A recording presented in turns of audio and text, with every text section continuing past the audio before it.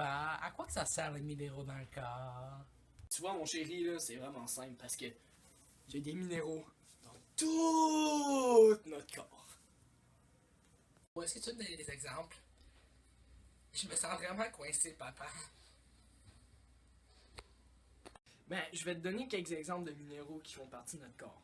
Il y a du calcium, du phosphore, du potassium, du soufre, du sodium, du chlore, du magnésium, de l'iode, du fluor, du fer, du zinc, du bronze, du cuivre, du manganèse, du cobalt, du sicilium, du chrome, de l'étain, l'arsenic, du vanadium et du molybdène. Ça a l'air compliqué, hein?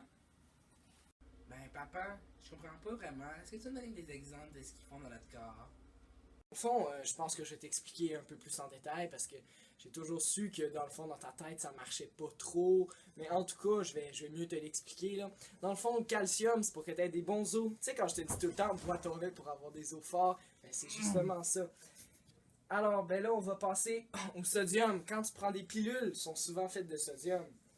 Aussi, du fer. Notre sang, là, il transporte du fer dans notre corps. Ça nous aide beaucoup parce qu'un sang qui transporte pas assez de fer, on va souvent être moins fort, on va pas être capable de faire les efforts qu'on fait normalement. Aussi, de l'arsenic. Bon, je pense qu'on sait tous que l'arsenic, ça nous tue, alors faut pas en prendre trop. Ah ben, ouais, je comprends. Qu'est-ce qu'ils font les autres minéraux, papa? Regarde là, mon fils, on dirait que tu as la soif d'apprendre. Je vais t'en dire 4 autres. Bon, le premier, le phosphore, c'est constitue une source d'énergie qui est rapidement disponible aux cellules. Est-ce que c'est assez simple pour toi? J'espère. Parce qu'on passe au prochain.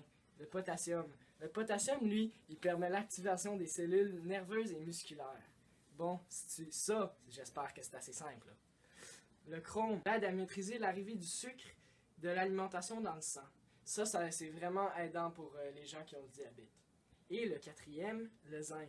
Un apport suffisant de zinc dans l'organisme, ça aide dans les fonctions suivantes. La défense immunitaire, la synthèse des protéines, la cicatrisation, la synthèse de l'ADN, la division cellulaire et la croissance et le développement normal durant la grossesse, l'enfance et l'adolescence. Là, j'espère que tu as compris, parce que c'est pas plus simple que ça. Je comprends, le papa. Mais juste une petite affaire. Je suis pas ton fils. C'est lui ton fils. Salut, papa! Ah ben là, je pense que je viens de comprendre pourquoi t'avais l'air vraiment moins attardé que d'habitude, hein? En passant, t'es vraiment